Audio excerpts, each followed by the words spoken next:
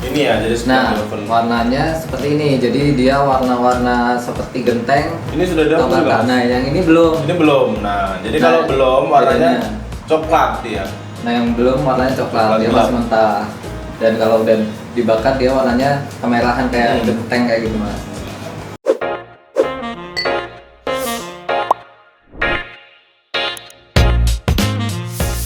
Assalamualaikum warahmatullahi wabarakatuh. Selamat sore, masih bersama saya Ali Nurdin dalam acara ngopi.com, ngobrol tentang kolaborasi, progres dan inovasi bersama komunitas.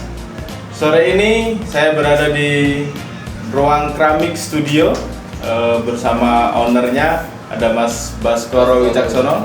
Selamat sore Mas. Selamat sore, Mas Ali. Nah, sore hari ini kita akan ngobrol-ngobrol tentang bagaimana sistem pembuatan keramik, kemudian dan inspirasi juga lah bagaimana Mas Baskoro dan teman-teman ini menghidupkan, memberdayakan kaum muda yang sebenarnya banyak inisiatifnya, inovasi dan sebagainya. Nah, hari ini kita akan tanya dulu nih sama Mas Baskoro tentang awal berdiri lah dan motivasi kenapa kok harus mendirikan ruang keramik studio gitu kan ya.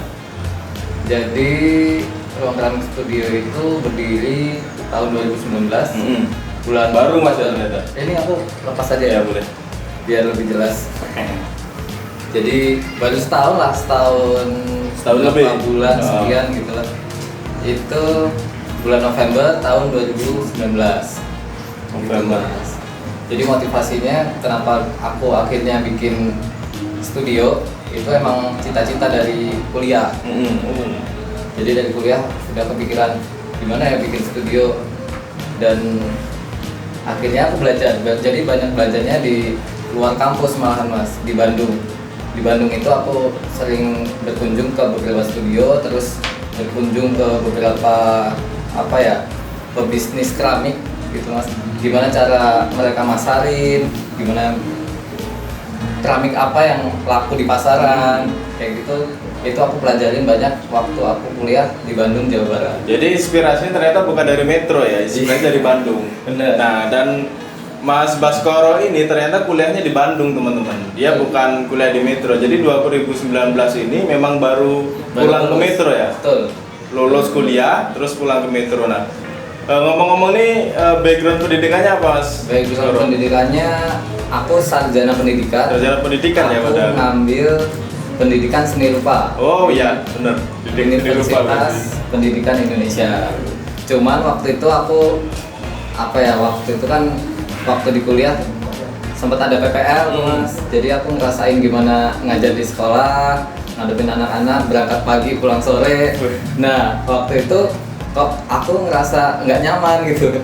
Aku berangkat pagi pulang sore, terus ketika sore pengen berkegiatan lagi tuh rasanya udah capek. Jadi pas pulang itu ya udah istirahat aja, terus nyiapin soal-soal buat besok, materi yang mau disampaikan di hari besoknya. Jadi nggak ada waktu buat aku pengen usaha lain gitu Jadi kan. berapa bulan proses PPL itu Mas? PPL itu kan 3 bulan. Oh 3 bulan kayak robot lah ya. Jadi tiap hari berangkat pagi pulang sore kayak Betul. gitu terus mungkin hari Betul, ya. betul. Dan di situ aku baru ngerasa kayaknya aku nggak bisa ngajar formal. Akhirnya aku bikin studio ini. Kalau di studio ini aku juga ngajar, tapi nggak dibatasin waktunya. Jadi aku bisa ngambil orang yang pengen belajar ke sini itu bisa request nih hari apa, mau weekend atau mungkin weekday dia kosong, ya oke, weekday gitu. Berapa orang? Berarti di sini bukan hanya untuk komunitas atau teman-teman di sini aja ya Mas? Iya, bukan. Jadi orang luar yang pengen belajar mengenai seni rupa keramik, seni rupa ya namanya. Seni Iya, rupa keramik rupa. bisa langsung ke studio ruang studio keramik. Ya. Ruang keramik studio. Kembali ke Teman-teman bisa langsung hadir ke sini kalau memang pengen belajar lah bagaimana buat keramik, langsung hadir di sini. Iya. Jadi ruang keramik studio itu ya bukan buat komunitas saja, bukan orang yang tertarik, maksudnya bergelut di seni doang yang belajar keramik, Ya. tapi orang-orang awam yang pengen tahu gimana cara bikin kriya keramik, ya kami kami bakalan ajarin gitu dari awal sampai lah ya. Sampai nanti jadi produknya dikasih lagi ke yang buat. Nah, jadi artinya bukan hanya untuk kegiatan sehari-hari, tapi ini memberikan inspirasi dan memberikan pelajaran juga kepada teman-teman yang memang pengen belajar. Iya. Kalau memang di rumahnya nganggur gitu, nggak ada kegiatan, apalagi masa pandemi kayak gini, mungkin bisa ya 5 sampai 10 orang lah, Iya. bareng-bareng datang ke sini belajar. Betul. Nah, Betul. terus nih, ini kan bahan-bahannya dari tanah Mas ya. Nah, proses pembuatannya dari mulai tanah sampai mulai ada pembakaran juga ya? Iya, ada Bakar pembakaran. terus sampai jadi Mas. Ini berapa lama? Butuh waktu berapa lama Mas? Kalau berapa lamanya mungkin aku kira-kira ya dari pengambilan bahan Oh, mungkin sekitar 2 minggu. 2 mingguan.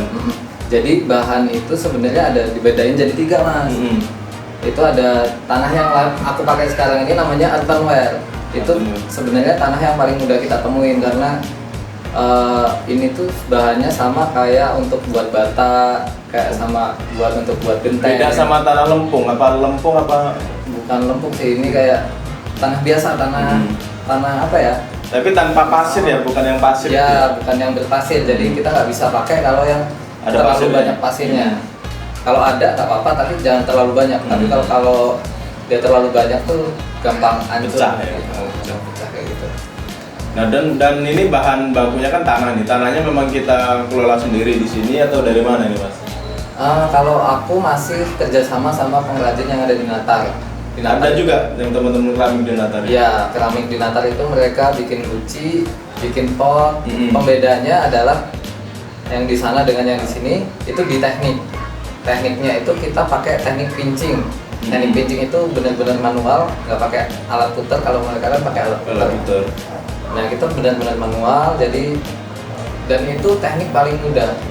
Teknik putar itu levelnya di atas teknik pinching. Ya. Pinching itu teknik pijit, jadi cuma dipijit-pijit aja untuk ngebentuk si produk itu. Nah, kalau di sini manual ya kita ya. Nah, di sini kita Manual manual putar sendiri ya. dan lebih mudah. Nah, nanti teman-teman kalau memang masih penasaran nih, ini bagaimana produknya dan prosedurnya, bisa langsung ke sini. Iya. Nanti kita juga ngintip-ngintip dikit lah ya ke belakang ya Mas ya, Boleh, untuk boleh, melihat boleh. produknya dan dari proses produksi juga gitu. Nah, setelah bahan baku kemudian pembentukan itu apa lagi Mas? Setelah prosesnya? pembentukan itu setelah terbentuk ya, itu kita keringin. Kita keringin tuh maksudnya kita nggak boleh jemur. Nggak boleh dijemur. Karena kalau dijemur dia takutnya pengeringannya terlalu cepat, dia retak Ya? retak biasanya kayak apa namanya tanah yang biasanya di sawah karena Terlalu itu kena panas itu. terlalu kena panas langsung Iya. dia jadinya retak-retak. Jadi pengeringannya itu harus didiamin di kenain angin aja Ya, mungkin ya, di jadi angin-angin gitu kan. cuma di angin-angin gitu, dan itu butuh proses sampai 3 hari sampai benar-benar kering. Nah, setelah kering baru proses oven pembakaran itu lamanya sekitar 24 jam. 24 jam. Jadi- Itu sama Mas, kita jenis bahannya tebel atau Iya. ini sama? Sama, harus 80 sama. menit ya. Iya. 80 menit proses pembakaran. Oke, kita minum dulu Mas. Namanya ngopi.com, jadi kita harus ngopi. Oke, boleh. Ini kopi dari mana, Mas? Nah, ini kopi spesial kita disponsori oleh Kopi Wawai, itu asli Robusta ini. Mantap ini. Teman-teman kalau mau pesen kopinya bisa DM ke Metro Kita Center atau langsung datang ke kafenya, ada di 38 Batanghari. Iya. Kopi Robusta. Kopi Robusta, asli Robusta ini. Mantap ini. Oke, Mas Baskoro, tadi prosesnya baru sampai oven nih. Nah, Iya, setelah di oven itu masih ada proses apa lagi nih Mas? Masih. Jadi untuk bahan yang kita pakai ini setelah di oven warnanya itu jadi kemerahan. Ada boleh diambil contohnya, Mas? Ini ya, jadi setelah Nah, di oven. warnanya seperti ini. Jadi dia warna-warna seperti genteng. Ini sudah ada Tambah- Mas? Nah, yang ini belum. Ini belum. Nah, jadi Nah, kalau belum warnanya bedanya. coklat dia. Nah, yang belum warnanya coklat, Coklat dia gelap. masih mentah. Dan kalau udah dibakar dia warnanya kemerahan kayak Hmm. genteng kayak gitu, Mas. Nah, setelah dibakar kita biasanya finishing kan. Finishing itu kita amplas dulu. Oh, masih dapat lagi berarti ini? Untuk koreksi ini beberapa bagian yang masih kasar gitu kan. Kita koreksi lagi dengan diamplas. Yang kasar kecil-kecil berarti ya? Iya. Kecil-kecil biar rontok ya. Terus baru kita cat. Nah, pada saat proses oven nih Mas, ini kan ada yang sedikit-sedikit retak nih. Iya. Ini sering terjadinya akibatnya apa Mas kok ini? Akibatnya itu biasanya emang rawan dari kalau ini ya, kalau ini dia rawan dari desainnya. Iya. Karena ini terlalu banyak bagian apa ya? Bagian pegangannya. Melengkung dan tipis gitu. Melengkung dan tipis. Jadi dia nggak kuat. Biasanya kebentur dikit sama barang yang lain kan itu waktu kita open itu digabungin sama barang-barang yang lain. Jadi kalau kebentur dikit goyang gitu biasanya pecah. Dan bentuk-bentuk yang kayak gini yang biasanya rawan. Oke, nah ini kemudian Mas, ini setelah ini diamplas udah dicat ya? Iya, baru selesai jadi siap pakai gitu kan? Baru nanti ada proses clear. Clear.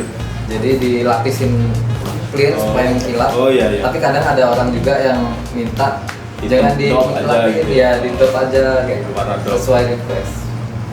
Nah terus ini dalam produksinya ini memang target kita produksi apa atau sesuai pesanan teman-teman yang pengen produksi Mas? Iya, kita punya target juga.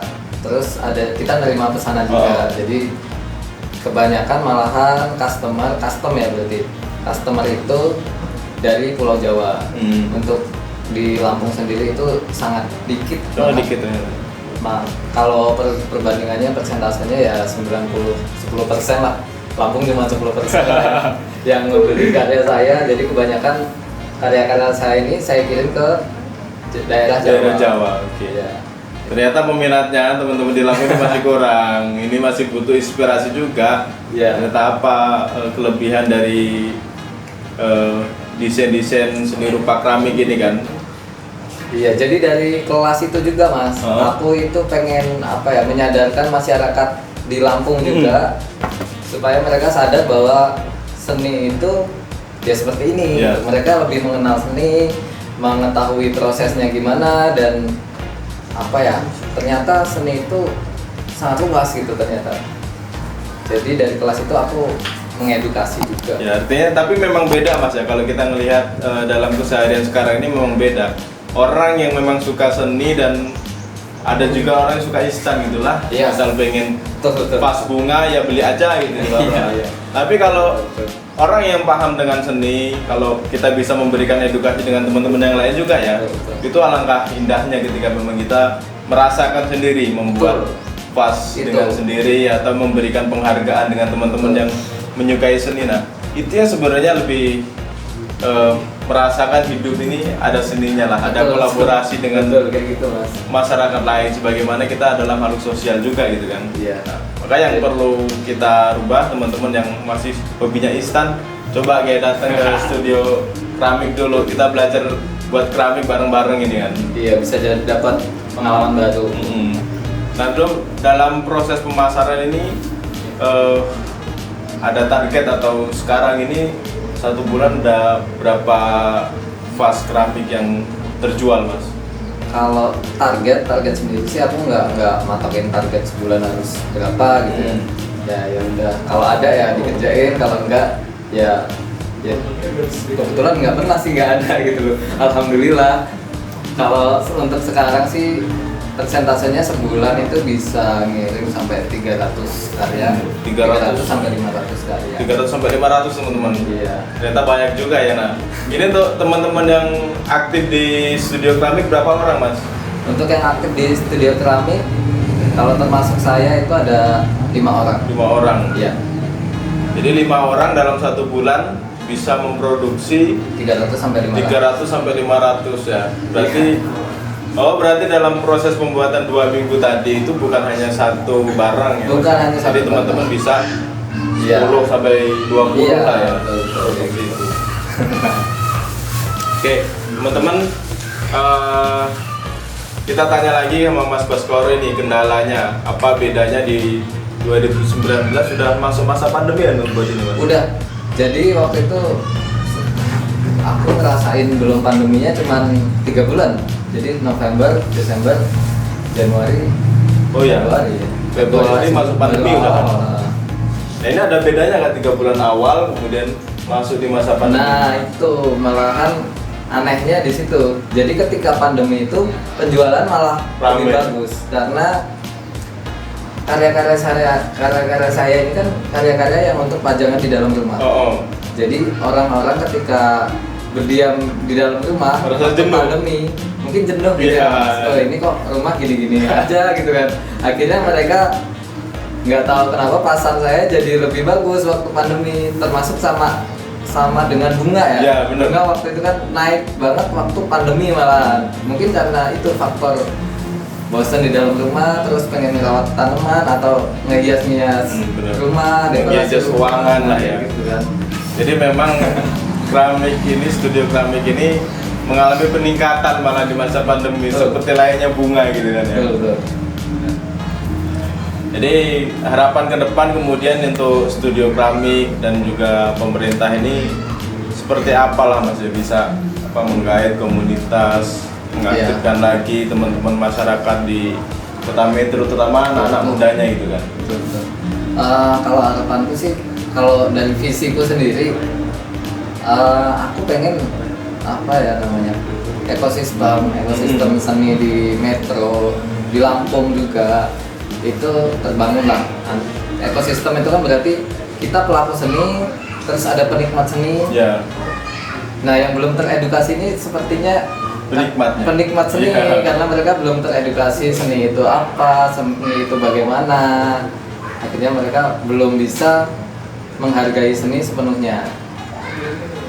Kayak gitu. Dan untuk harapanku untuk pemerintah ya visinya mungkin bisa disamain gitu. Iya benar-benar. Untuk ngebantu aja sih. Membantu komunitas lah untuk mensosialisasikan sebenarnya. Ya. Kalau secara gerakan kemudian produksi kita sudah bisa mandiri sebenarnya itu. Betul. Tapi bagaimana masyarakat terutama di Kota Metro bisa menerima juga dengan adanya seni, memberikan penghargaan. Nah, yang sulit adalah memberikan penghargaan.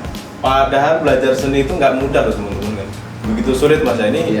Mas Baskoro sampai 4 tahun ya belajar seni. Aku 5 tahun. Oh 5 tahun kan belajar di kampus, di salah satu kampus di Bandung kan, belajar tentang seni rupa ini kan.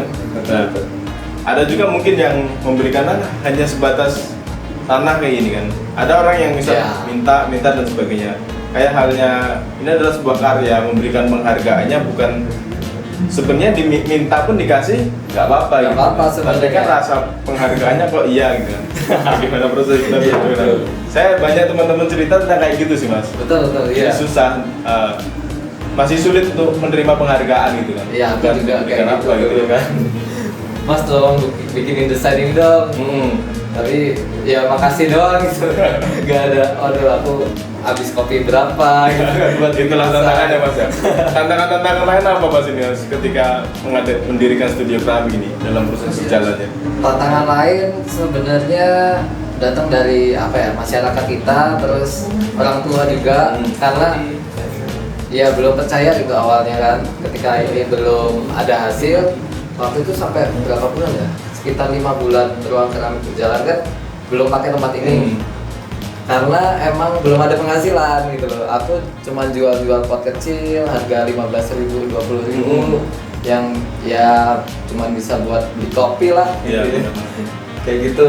Jadi kayak diremehin gitu pekerjaanku waktu itu.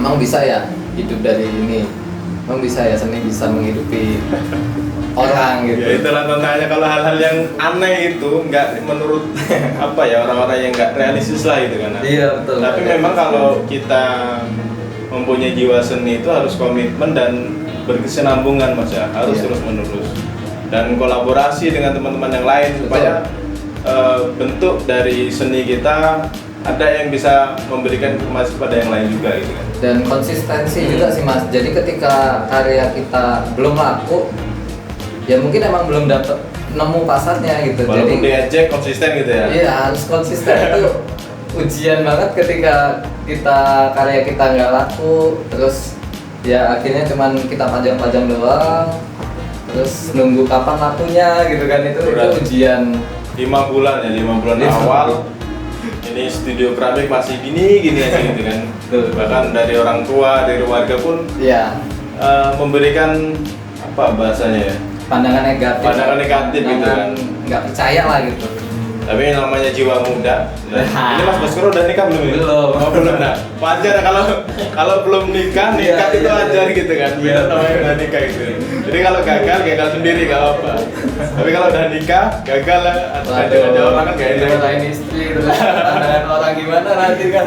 Nah, itulah teman-teman yang harus mempunyai jiwa optimis ya, dan juga konsisten penting banget itu. Ngopi dulu. Oke, ngopi dulu Mas sambil santai. Nih, teman-teman kalau yang ingin ada beberapa pertanyaan boleh diajukan melalui kolom komentar nih. Nih kita sambil ngopi. Ngomong terus ini capek mulutnya ya.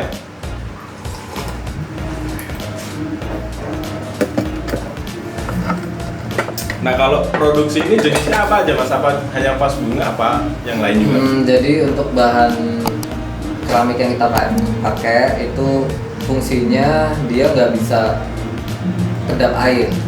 Jadi kita belum bisa bikin gelas, belum bisa bikin piring, mangkok kayak gitu, belum bisa. Jadi bunga juga dia bunga-bunga kering. Oh, bunga kering semua. Dan bunga hidup bisa sih, jadi dibikin pot kayak gitu. Jadi itu buat ruangan. Ketebalannya beda ya sama yang untuk pot, untuk tanah, atau sama yang bunga-bunga kering? Atau sama? Relatif sama sih sebenarnya Mas. Jadi waktu pembakaran itu emang tipisnya harus sesuai, nggak boleh terlalu tipis, nggak boleh terlalu tebal juga. Kalau tebal itu kan dia sampai dalam, matangnya nggak rata gitu ya Mas. Jadi waktu kalau misalkan itu efeknya kalau misalkan buat pot gampang pecah nantinya, karena bagian dalamnya dia nggak matang. Iya benar-benar. Gitu. Nah kemudian ini dipasarkan nih rata-rata berapa Mas untuk satu vas bunga ini ya? Rata-rata kalau range harga dari kita itu kisaran 50.000 sampai 150.000. Ya. Gitu. Ini sebenarnya belum, kalau menurut saya nih Mas, kalau harga segitu belum memberikan penghargaan bagaimana proses teman-teman membuat sendiri itu ya. Iya.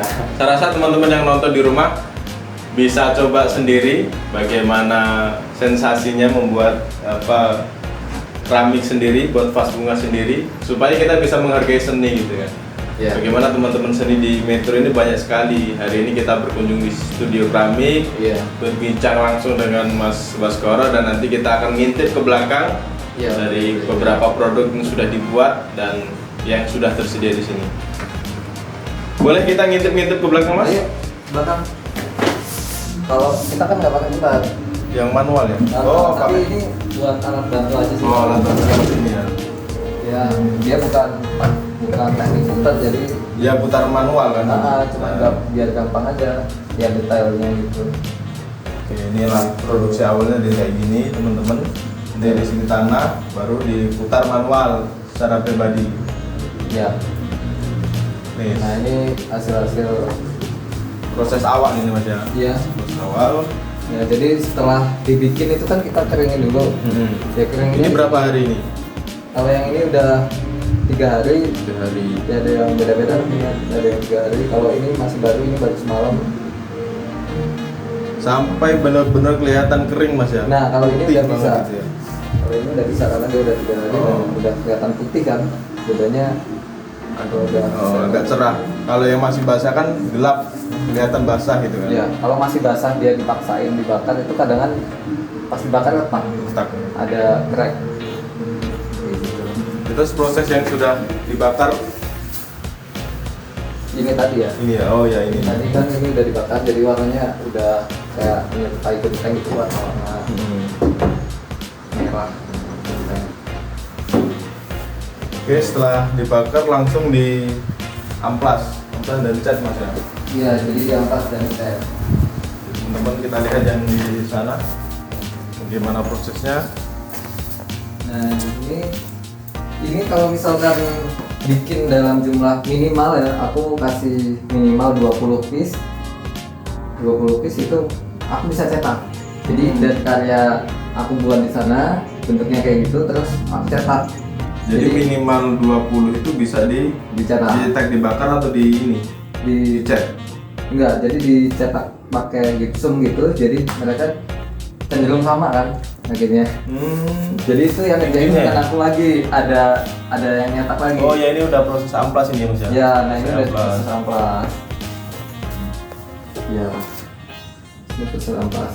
Kebetulan pekerjanya udah pada pulang juga, jadi jam 4 udah pada pulang. Nah terus pengecetan di sini.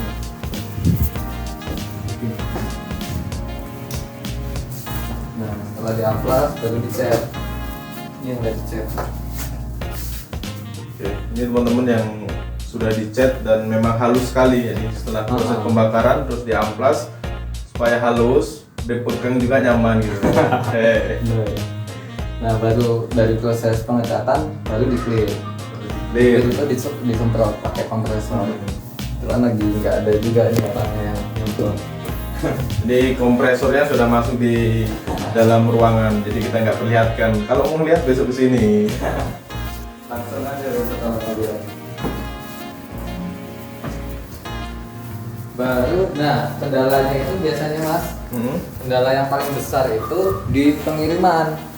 Karena ini barang Pecah ya. Barang pecah belah. Jadi di packingnya itu harus ekstra. Jadi dilapisin bubble wrap, baru dikasih styrofoam lagi atas bawah, baru dikardusin. Jadi proses pengirimannya yang sedikit sulit karena jauh juga, rata-rata mengirim di Jawa gitu kan.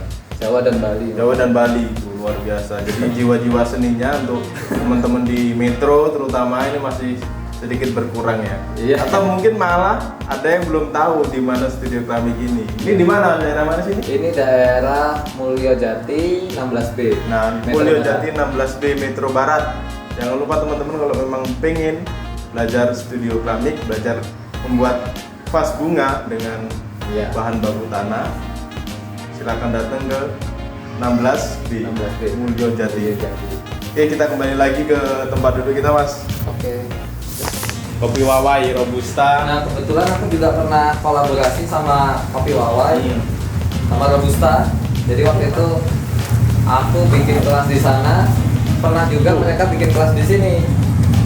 Jadi kita buat keramik di sana? Iya jadi beberapa kafe, aku udah ke beberapa kafe di Metro ini kolaborasi untuk bikin kelas.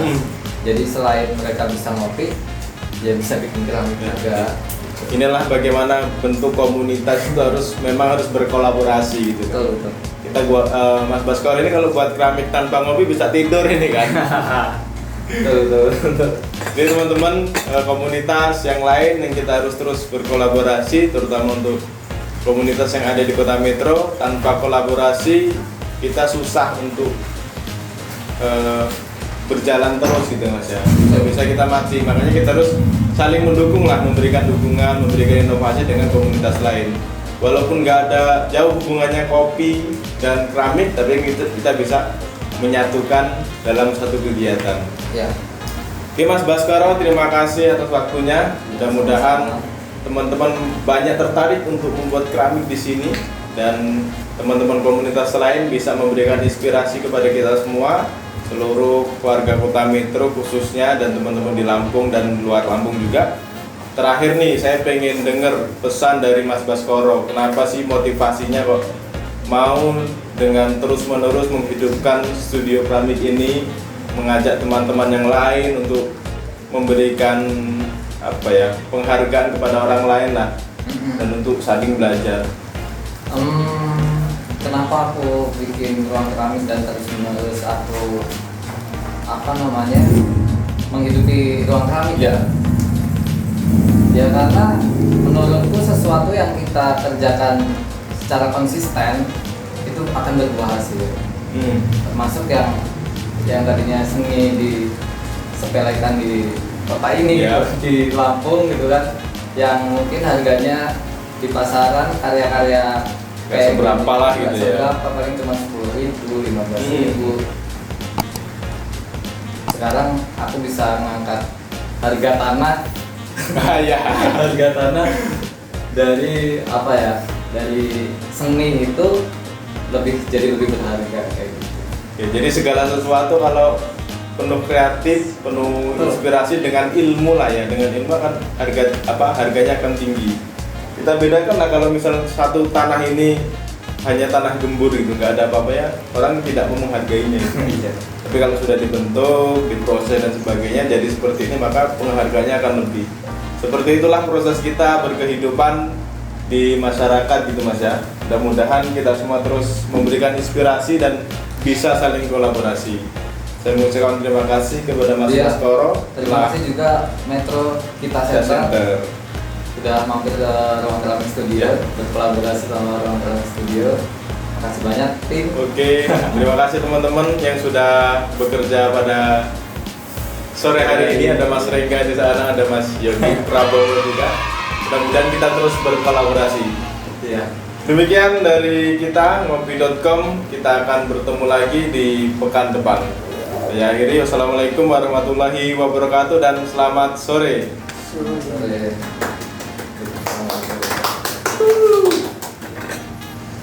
Tahun masih itu ya.